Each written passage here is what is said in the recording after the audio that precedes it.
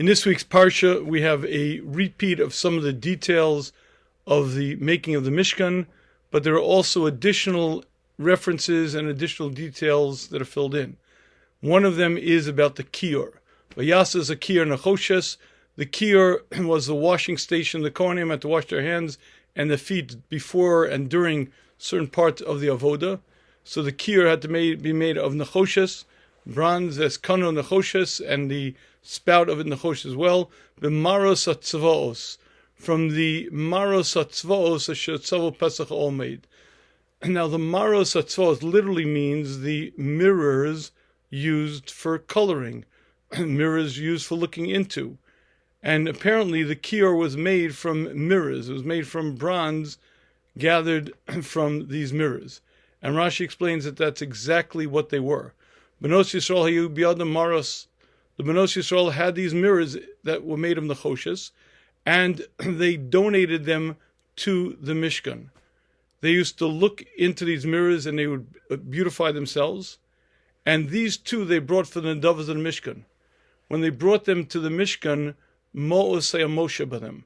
Moshe looked at them and said, "That's disgusting. How could we use that for the Mishkan?" And these are used for Yetzer Hara. A woman's attraction is something that could cause a person the wrong thoughts. A married woman, another man might look at her, etc. So how could we use this for the holiest thing for the Mishkan? And Hashem said to him quite the opposite. Elu chavivim alay min hakol. These are more precious to me than any other nadav in the Mishkan. Why? Because of these mirrors, there were many, many children born. And then the Medrash Rashi goes on to quote the rest of the Medrash. The women would go out to the fields. The men would be working back-breaking labor all day in the fields, and they couldn't even go home at night. The wives would come out to them in the fields. The men were exhausted. The women would bring these mirrors. They would make themselves beautiful. They'd look in the mirror with their husband, and they would say, "Who's more beautiful?" Meaning, "Look at my beauty." This would attract their husbands to them, and through that union came many, many children. Hashem says these mirrors are the most precious. So here we have a very interesting Rashi. We have almost what sounds like polarized opposite views of the same activity. The women donate these mirrors, and Moshe Rabbeinu says, "How could I possibly use these mirrors?" The mirrors are used for the Yetzer Hara, to make a woman more attractive. That's probably the most worst thing we could use for the Mishkan. And Hashem says the exact opposite. And these are the most precious. So the question I'd like to ask is, Moshe Rabbeinu, at this stage in his life, was on the highest level of Chachma, the highest level of Nevuah. How could he be so off from what Hashem said to the extent that Moshe Rabbeinu says, these are the worst, these are disgusting, we can't use them. And Hashem says quite the opposite. Chavivin alay min hakol, these are more precious than any. And to answer this question, what I'd like to do is study this institution called marriage a little bit. And I think we might see some chidushim in marriage that might help us better understand this Rashi. And let me begin with a Medrash Rabbah. One day a matron asked Rav Yossi Bar Chalafta, what does Hashem do since Hashem created the world? Now you have to understand, this was way before the church became popular, and many Romans understood the truth of Torah. They would try to learn what they could, and apparently there was some very wealthy, very important woman who studied to some extent, and she used to ask Rav Yossi Bar Chalafta questions. One of the questions she asked Rav Yossi Bar Chalafta is, since Hashem created the world, what is Hashem involved in? So Rav Yossi Bar Chalafta answered, Hashem is mezavig zivugim.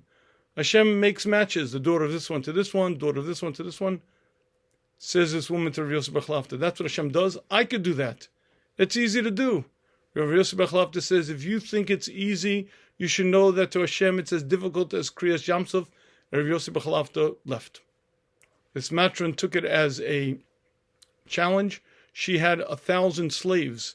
That night she matched up 500 male slaves with 500 women slaves. She made 500 matches. And she said, look, it's not hard at all. The next day she comes to her estate and she sees her slaves. This one has a black eye, this one's limping, this one has a bandage. What happened to you? That woman you gave me, that man you gave me, that woman you gave me. And this woman comes running to Rav Yossi Bar Chalafta, Torascha emes, your Torah is emes, your God is true, everything you've said to me is true. Says Rav Yossi Bar Chalafta, isn't that what I told you? If you think making matches are easy, you should know that to Hashem it's as difficult as Kriyas Yamsuf. Okay, there are many lessons for us to learn from this medrash, but let me share with you what I consider the most obvious one. And that is that making matches is not so simple. And in fact, if you really think about it, I sincerely believe that no marriage should work. And I'll explain to you why. If you have a successful business, I have some advice for you. Get talent. Hire talent. You can't possibly have all the skills. You can't possibly have all the faculties you need. So if you find yourself in a position with a growing, successful business, hire talent. Bring in marketing talent, bring in accounting talent, bring in whatever talent you need. But whatever you do, don't bring in a partner. Because almost every partnership ends. It might be 5 years, it might be 10 years. And the only thing worse than bringing a partner is bringing in a family member as a partner, because then when it ends, it's very, very ugly. Now here's the point. When you take two men and ask them to share their 9 to 5, it's rare that that partnership is going to last more than 5 years, 10 years, 20 years at the most. I want to take the business this way. You want to take it that way. You feel the overseas market is a place to go. I feel domestic. Invariably, there's going to be differences of opinions. And no matter how much aligned they were in the beginning, it's only a matter of time till most partnerships end. And typically, they don't end in a very pretty way at all. But here's the point. All you're doing is asking two people who have the same vision to share their 9 to 5. And it's very rare for that partnership to last more than 10 years, 15 years, 20 years at the most. But when you ask a man and a woman to get married, you're not asking them to share their 9 to 5. You're asking them to do everything they do together. From the moment they get up in the morning till they go to sleep at night, how they raise the kids, how they bring their family up, the culture of the home, where they vacation, if they vacation, everything that they do, you're asking them to do together. And the odds of that union succeeding really aren't great. But if you're not yet impressed with that fact, let me share with you one more simple observation. Men and women are vastly different. Men and women are different in the way they behave, they relate, the way they communicate, their interests, their desires, and what matters to them, their value systems. As a matter of fact, men and women are so different that you would assume that they come from different cultures, different planets, maybe different universes. And let me share with you a simple observation. Daniel Goleman, in his book Emotional Intelligence, writes about a study of public school children. They took a group of public school children, and at 3 years of age, they asked them the following question: name your best friend. They asked the boys to name a best friend. About 50% of the boys named the girl as his best friend. They asked the girls. About 50% of the girls named a boy as her best friend. Same group of children when they were 5 years of age. They asked the boys. Only 20% of the boys named the girl as his best friend, and only 20% of the girls named a boy as her best friend. Same group of children when they were 7 years old. Not a single boy mentioned the girl as his best friend.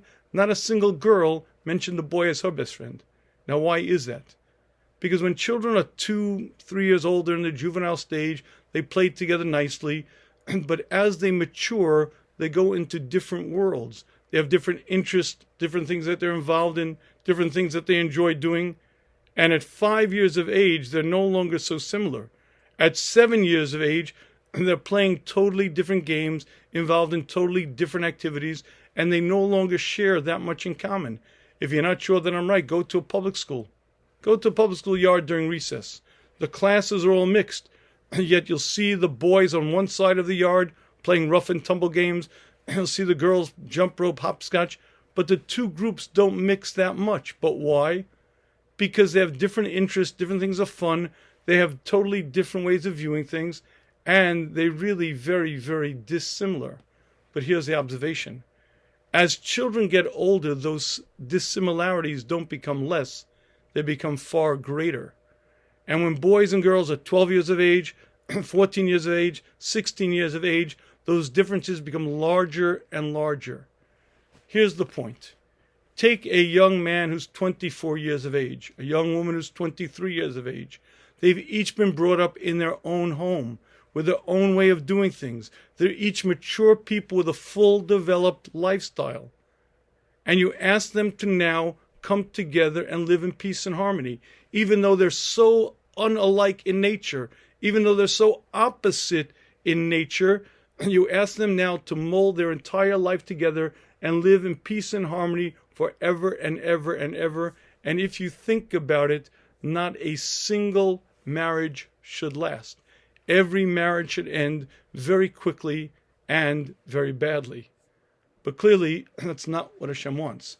Hashem wants marriages to succeed. And to allow marriages to succeed, Hashem gave us many tools to allow that couple to create a connection, to create a bond. Now, John Gottman is a marriage researcher, marriage therapist, and he has a study. He's able to tell with 94% accuracy whether a couple will be divorced within 5 years or not. And he explains the system. He brings them into the lab and he asks them to have a conversation on 3 different topics. One is a neutral topic. One is a topic maybe about sports or something of politics. And the other is a hot topic, something that they typically argue about.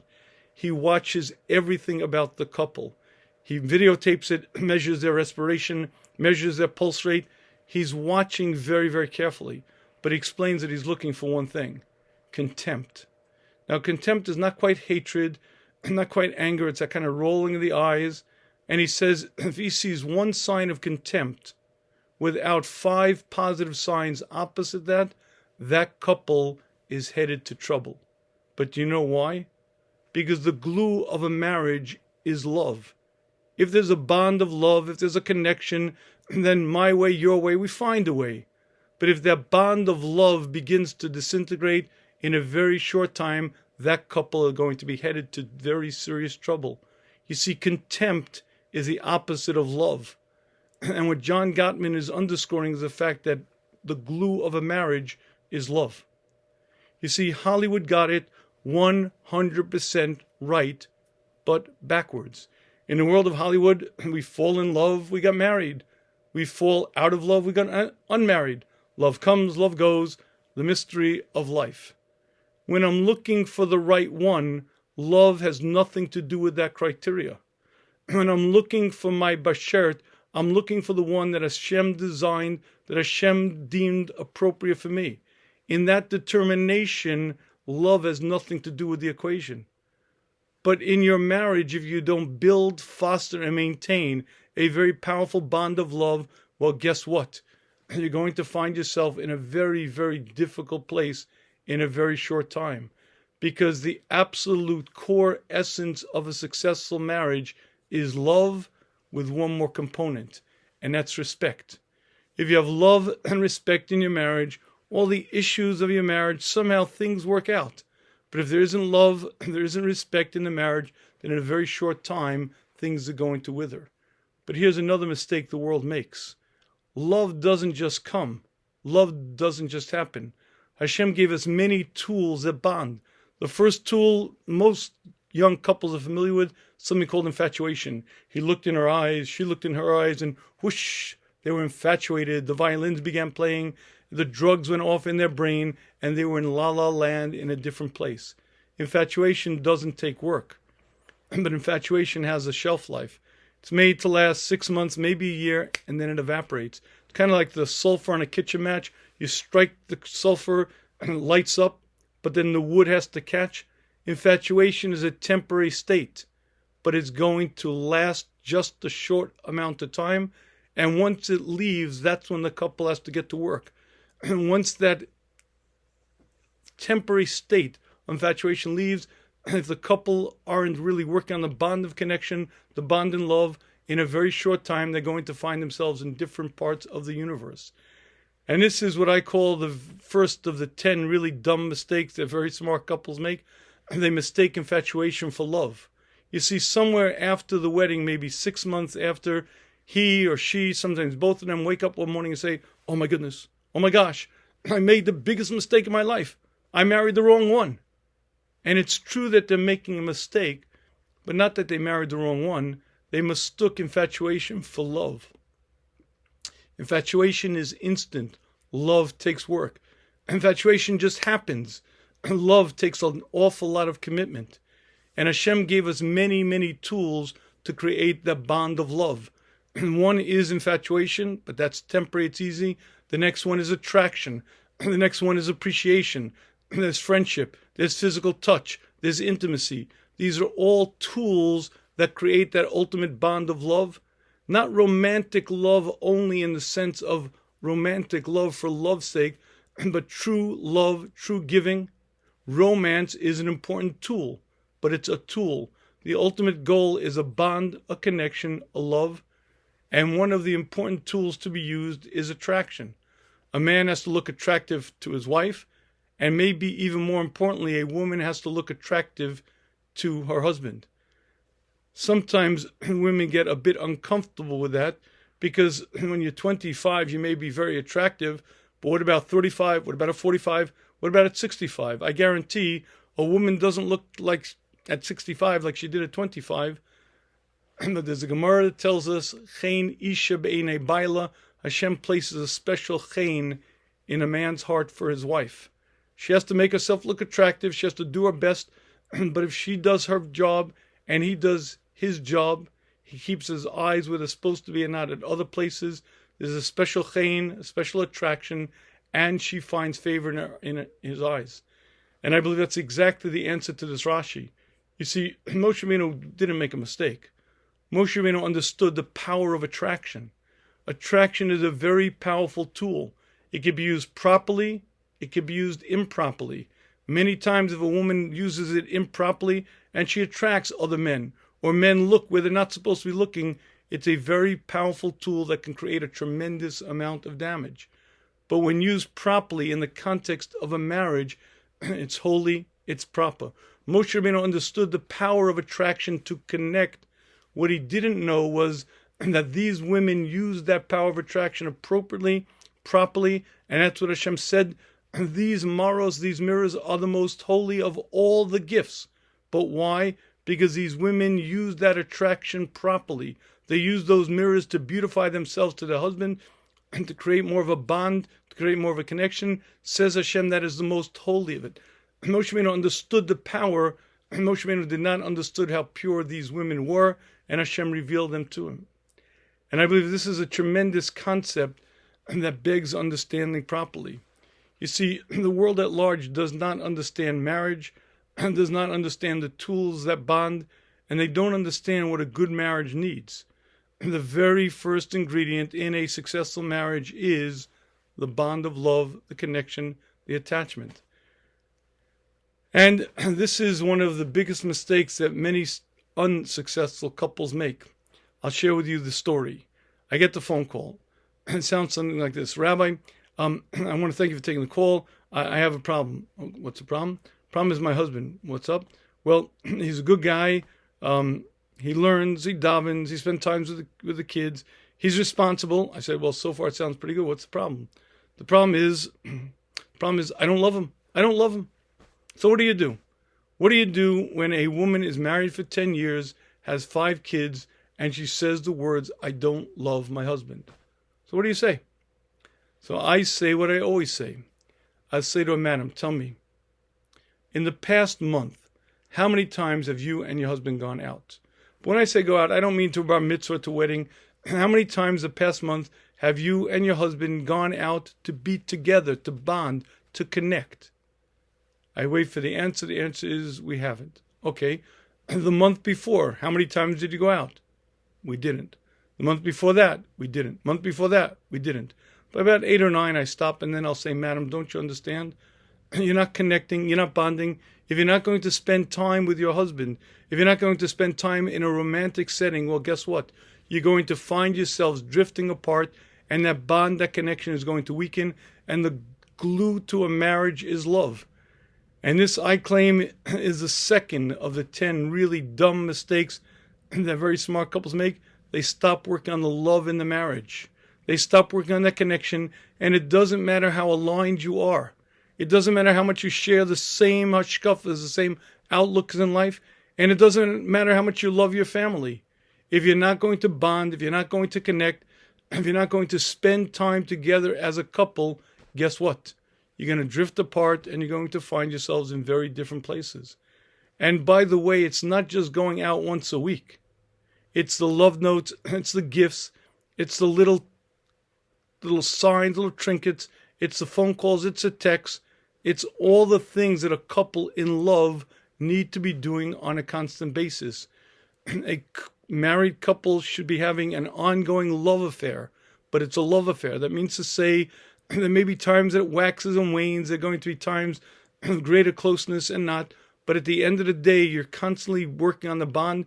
And this is the key to a successful marriage. The glue of a marriage is the love. If it isn't there, all bets are off. But it's not the only thing necessary. There are a few other tools to a successful marriage, and that requires a deeper understanding. You see, there are really three pillars to a successful marriage. There's commitment, there's love, and there's learning to live together. Commitment comes from the fact that I know Hashem determined the right one for me. The daughter of so-and-so to so-and-so, 40 days before I was put into this world, Hashem determined the exact match for me, the best match for me. The commitment to the marriage comes from a clear understanding that I may not know exactly what I need, but Hashem does. I may not have a clear understanding of where I'm going to be 5 years from now, 10 years from now, but Hashem does. And Hashem chose for me the perfect match for me to go through life with. That's the commitment. Love in the marriage requires constant work, constant rejuvenating, constant reattachment, and constant focus. But it's the third pillar that causes a lot of trouble. You see, there are many couples who are very committed to each other, and they do love each other, but they can't live together. And learning to live together is one of the great secrets of life. But you see, learning to live together requires making space for another human being. Understanding that there are different ways of doing things. Understanding that there are different approaches to life.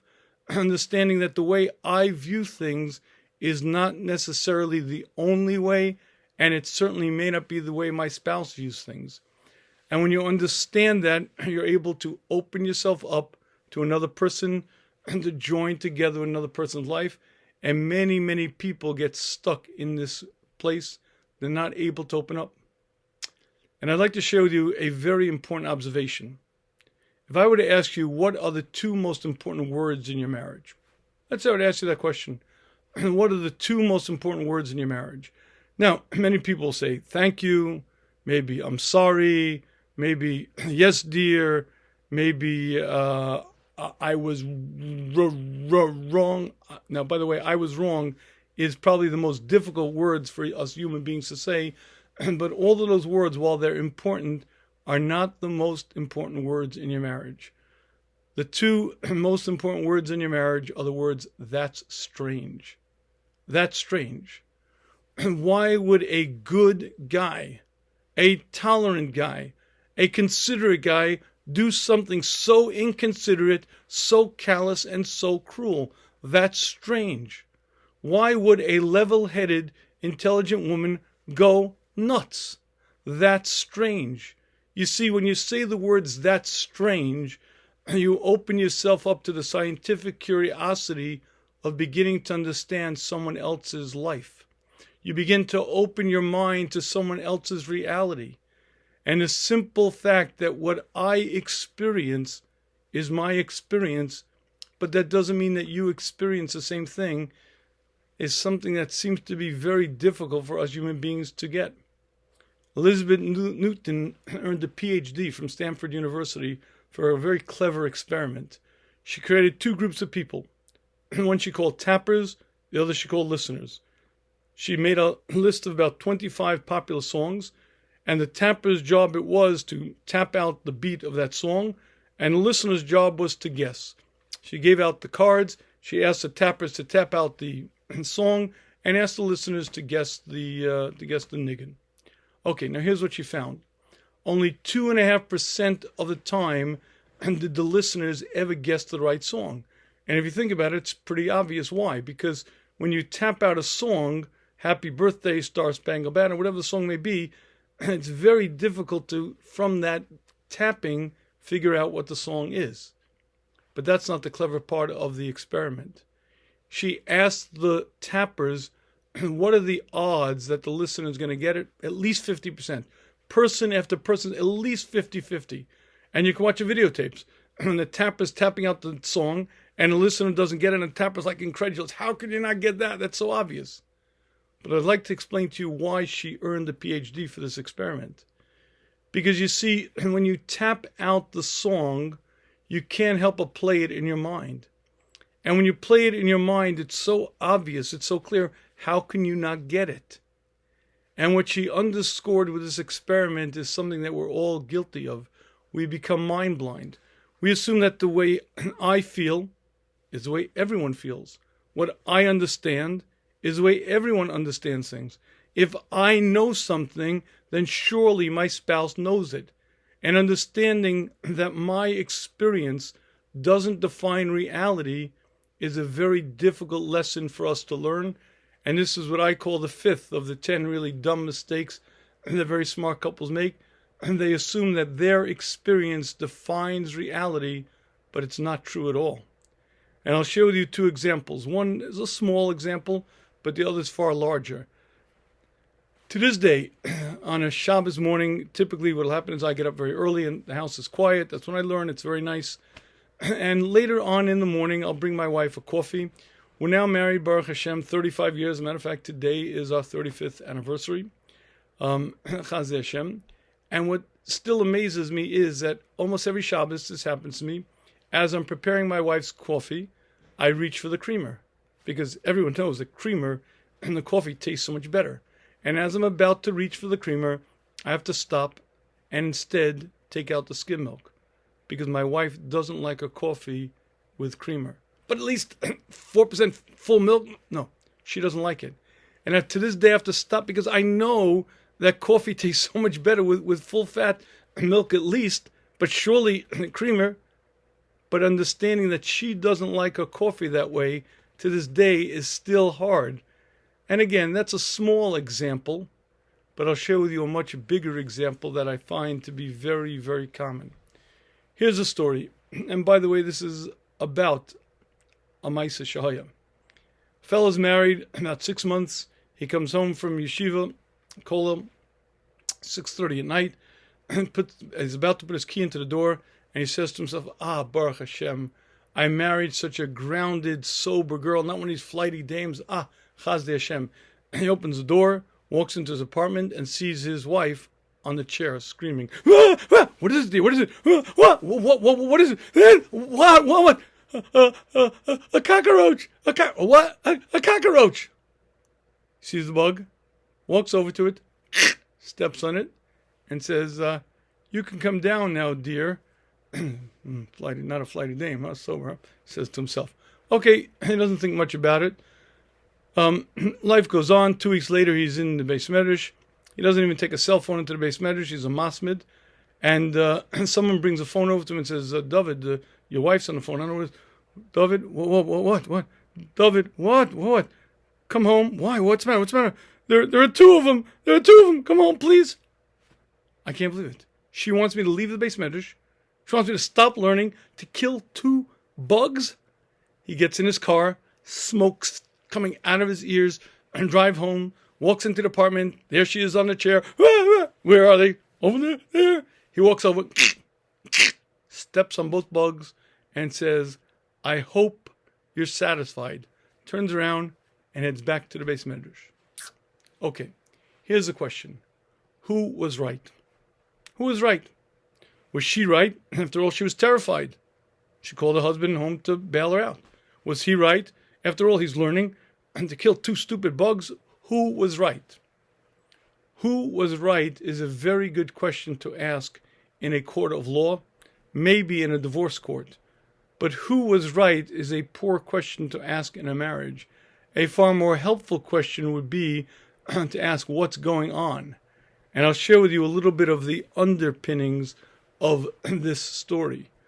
I have, Baruch Hashem, 4 daughters and 2 sons. I don't know why it is, but my daughters are scared of bugs and the boys aren't. As a matter of fact, when the girls were little, they would ask their baby brother to take care of the bug problem. They just had to make sure he didn't eat the bug. Okay, I don't know why it is. Girls are afraid of bugs, boys aren't. Fine. Here's the point. Right now, at this moment, she is terrified.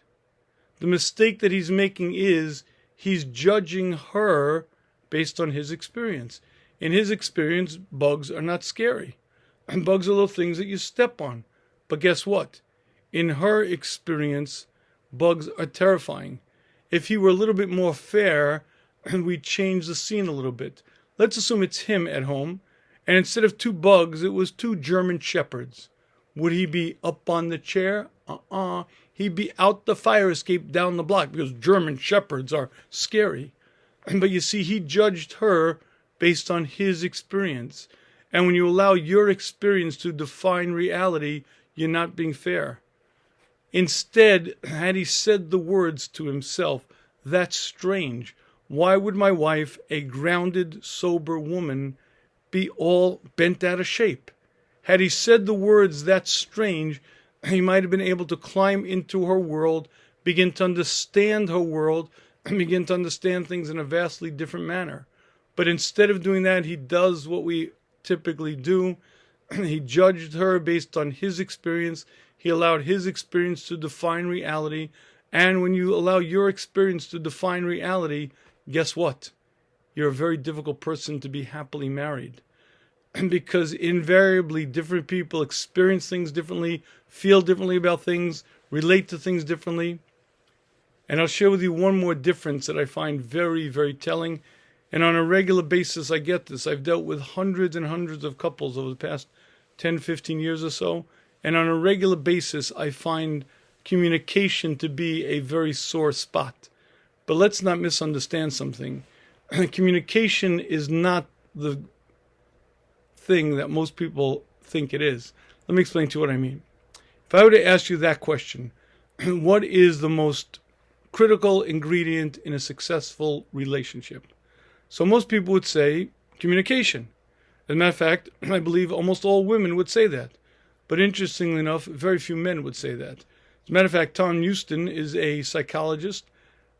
He's actually a professor of psychology, and he did a study of 264 couples, and he asked them this question: what is the key ingredient to a successful relationship? Almost all the women said communication. Almost none of the men said communication. And this underscores a fundamental difference between men and women. And that is the need for talk, the bond created by talk, why they talk, and what they talk about. And if you study men and you study women, you find that they talk about very different things in very different ways for very different reasons. Deborah Tannen is a sociologist, and she's written a number of books defining the difference in conversation between men and women. And this is exactly her point. She says women speak to bond, to connect. Men speak to share ideas, concepts. But you see, they talk about different things in different ways for different reasons. Ironically enough, the biggest, most common complaint that marriage therapists hear from women is, we never talk, we never talk. The biggest complaint that marriage therapists hear from men is, all we do is talk, talk, talk, talk, talk. Now, somebody's got it wrong. Either you're talking too much or you're not talking at all. What's the difference? So I'll share with you the key distinction over here. You see, women bond and connect by conversation. In fact, if you think about friendships amongst women, generally what happens is, the way the friendship forms is, women will be kind of friendly, and then they'll be having a conversation, and one woman will express a vulnerability. Maybe she's overwhelmed or she has a problem. Her friend instantly knows how to respond, instantly knows how to share that, and she makes all the right listening noises. And then, now that this first woman, she expressed a vulnerability, the other woman also feels that she can reciprocate. She shares something that she's vulnerable about. Her new friend now immediately connects to her, expresses the right words, and before long, a bond is formed. And typically, that's how women connect. They share vulnerabilities, share the inner world, and that's how they create the bond. Now, I've been a man for some decades now. I don't think I've ever once bonded or connected with anybody in the world by sharing my vulnerabilities, expressing my inner. It just didn't happen that way. I love my wife. We have a great marriage. but I don't connect to her by sharing my vulnerabilities. It's not my way. It's not a male way. The only men I know who do that, there are some men who maybe have a self-image issue, a self-esteem issue, but by and large, men don't express it that way. They certainly don't bond by doing that. And here's what happens when they get married. The woman feels we're not connected. What she's looking for is connection. So what does she do? She assumes that the way to connect to her husband is the same way that she connects to her girlfriend. So she demands communication. And she says those words that every man fears. Those horrid, horrible words that he knows are about to spell doom and defeat. Those words are, honey, we need to talk. Because he knows what they mean. Those words mean he's going to get blamed. He's going to be put on the chopping block. He's messing up. He's failing. He's not meeting her needs. But here's the problem. What she's asking from him is something that's probably not in his vernacular. And this, I believe, is the sixth of the 10 really dumb mistakes that very smart couples make. They misunderstand the role of communication. Gentlemen, it's your job to learn how to talk to your wife and listen to her. Ladies, it's your job to recognize that talk may not mean to your husband the same thing that it means to your girlfriends. And it's not the only way to connect. It's not the only way to bond. Gentlemen, you have to learn how to bond through it. Ladies, you have to learn that it's not the only way. When both parties learn that part, then they can have a successful marriage. I believe this Chazal teaches us a tremendous yesod. What Moshe Rabbeinu said was, how could you use these maros? How could you use these mirrors for the kiyyur? The kiyyur is part of the Mishkan, holiest things in creation. They're used to attract women to them. The Magari Yetzirah, they cause Yetzirah. What Hashem said to Moshe Rabbeinu was, no. These women use those maras properly. Why? They use them to make themselves more beautiful. You see, the truth is that attraction is one of the tools that bond. It's one of many. There are many, many tools that bond. One of them is attraction.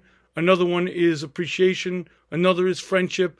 Another is touch. Another is physical intimacy. But attraction is certainly one of the tools that bond. And what Moshe Rabbeinu didn't understand was that these women use that tool properly and effectively. The reason why Hashem gave us so many tools that bond is because marriage is a very difficult union. It's the most supportive, most beautiful union in the world, but you're taking two very different people, two opposite people, and you're asking them to live their life together in total unison. If he's late, she's late. If he's sloppy, she feels embarrassed. You're asking them to mold two lives, but you're taking two fully formed people, two people with different lifestyles, two people who look at things differently, two people who feel differently about things, and you're asking them to live together. When any partnership between two men or two women ends, how could a marriage succeed? And to allow a marriage to succeed, Hashem gave us many tools. And one of those tools is attraction. When you use it properly, when a man looks at his wife and views her as attractive and trains his eye to see her as beautiful, when a woman makes herself beautiful to her husband, that's a powerful tool that bonds. It's one of many. The ultimate goal is love, a true connection. There are many tools that bond. One is romance. Romance is fostered. One of the things that's very critical for a couple to do is to go out regularly. Once a week, you leave the house, you go out. But that's just one of many tools in romance. And romance are gifts and notes and all the things that a couple in love is supposed to do. But that's only one of the tools that bond. Appreciation, friendship, support, physical touch, intimacy. These are all tools that bond. But again, there are three pillars to a successful marriage: commitment, love, and learning to live together. Commitment comes from understanding that Hashem determined the right one for me. Love in the marriage is something you build, you work on, you connect, and you make sure you use all the tools that bond. The third pillar of a successful marriage is the more difficult one: learning to live together. And many couples are committed, love each other, but cannot live together. And learning to live together requires understanding differences between human beings, and especially differences between men and women. When you train yourself to say to yourself the words, "that's strange," the next time your spouse does something that's absolutely inexplicable. Why would a kind, loving man act in such a barbaric, cruel manner?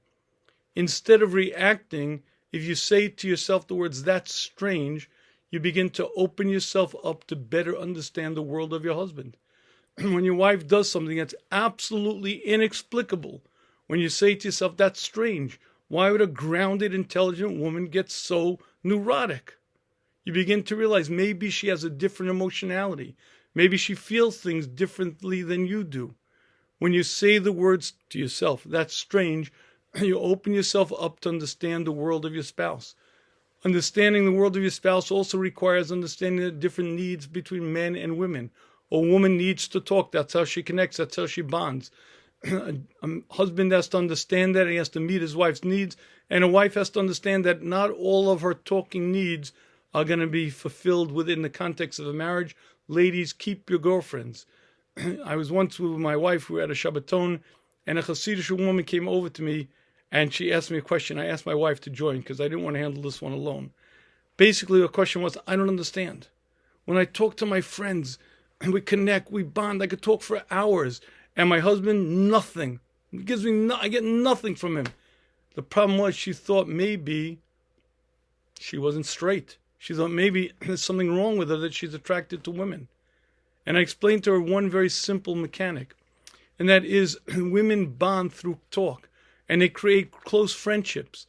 But that doesn't mean there's something wrong with your orientation. That's a reality.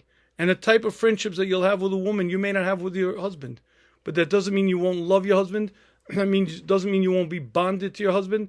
And just because your husband doesn't talk to you and doesn't share with you, doesn't mean he doesn't love you deeply and fundamentally. Many, many women say, "My husband doesn't love me. He doesn't share with me, doesn't talk to me." Ladies, I'll share with you, that's 100% true. I guarantee, if you had a bad day at work, the first thing you'd want to do is share it with your husband. I also guarantee that if your husband had a bad day at work, the last thing he'd want to do is share it with anybody. When a guy has a bad day at work, he wants to go into his corner and go into his cave and just process it. But that's not the way women work. And women often make a mistake. They think their husband doesn't share with them. He doesn't love me. He doesn't care. Your husband might take a bullet for you. He might love you deeply, but he doesn't react the same way you do. He doesn't have the same needs. When you begin to climb out of your world, when you begin to understand that your experience doesn't define reality, you're able to climb into the world of your spouse. And I'd like to close with one story that I think well defines a marriage. The Shiva Zatzal was older than the Rebbetzin. I learned the Chofetz Chaim Yeshiva, Rabbi Leibowitz, it's my Rebbe. And the Shiva was older than the Rebbetzin. And for many years, the Shiva was somewhat sickly. And everyone knew what was going to happen. It was inevitable that the Shiva was going to pass away before the Rebbetzin. But that's not what happened. The Rebbetzin took ill, and very shortly thereafter she passed away. And the Shiva got up to say a hesped, to say a eulogy at his wife's funeral. And he said these words: "Everything we did together. We built the yeshiva together. We went to Eretz Yisrael together. We built the Talmidim together. Everything we did together. I didn't have to worry about my food. I didn't have to worry about my medicine. She worried about my health more than I worried about my health. Everything we did together." He must have said that expression 12, maybe 14 times.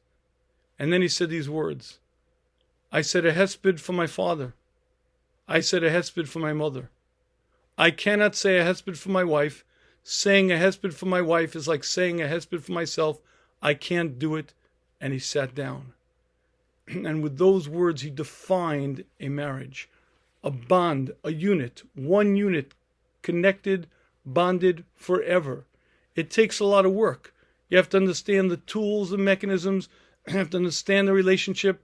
You have to work on it. But when you do, Hashem helps. And eventually you get to that point. May Hashem give us all the bracha of Shalom Bayis, success, and Hatzlacha in this. And now what I'd like to do is open the floor to questions. Let me also mention, if you haven't had a chance yet to get a copy of the 10 really dumb mistakes that very smart couples make, it's available in the Swarm stores. It's available on Amazon. It's also available on the Shmuz.com. If you get it on the Shmuz.com, you'll also get free of charge the audiobook, the ebook, as well as the Marriage Transformation Bootcamp. If you go to theshmuz.com, theshmuz.com, you can get it there. Baruch Hashem, has been very well received. It's now sold 7,000 copies in the Swarm stores. It's considered now becoming very quickly a bestseller. I think it's, again, Baruch Hashem has been very, very well received. Okay, please feel free to type your questions in. If you're brave and you would like to raise your hand, you can certainly raise your hand and I'll call on you. Okay. Here's a question in the Q&A. What's Rebbe's take on the Russian-Ukrainian war? What can we take from it? Can it be the war of Gog and Magog? Okay, so the first thing we could take from it is that ambition and evil knows no bounds. I don't really have a deep understanding of Putin in any sense. I'm not sure if many people do either. But it sure does seem like he is a very driven individual, and human life doesn't seem to be anywhere near as important as his own ambitions, whatever they may be. So I'm not going to give him the Midos of the Year award. Is it the war of Gog and Magog? I highly, highly doubt it.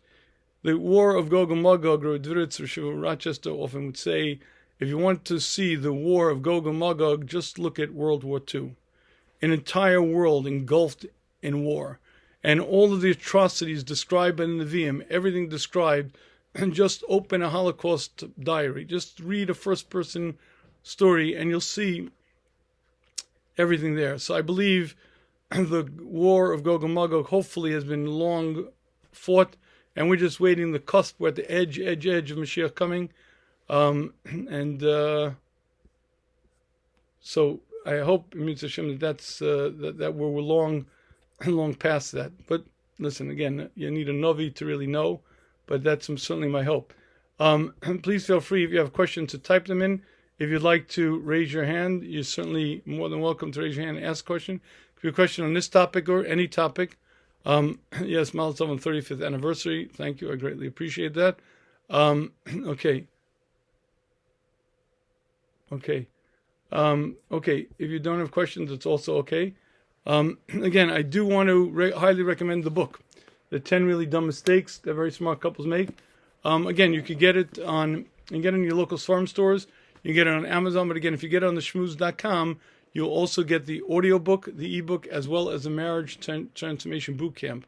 The audiobook is good. Ladies, buy the book on the Shmuz.com, because then you'll give the audiobook to your husband. As we know, men are illiterate, or at least ADHD. They don't read, but they could play it listening in the car. The audiobook was very well done. It came out very nice. Baruch Hashem. So if you go to the Shmuz.com, you just have to remember it's spelled THESHMUZ.com. You go to Shmuz.com, you can get it there. And again, you'll get the audiobook, the ebook, as well as the Marriage Transformation Boot Camp as a free bonus. If you already purchased the book and you didn't get the audiobook or the ebook, please feel free to send me an email to rebbe@theshmuz.com, REBBE@theshmuz.com, and I'll gladly send you a link to the audiobook and the ebook if you've already purchased the book. Okay, I thank you all for listening, and I wish you a good Shabbos, and hope to see you, Mitzvah Shem, next week. Okay, thank you.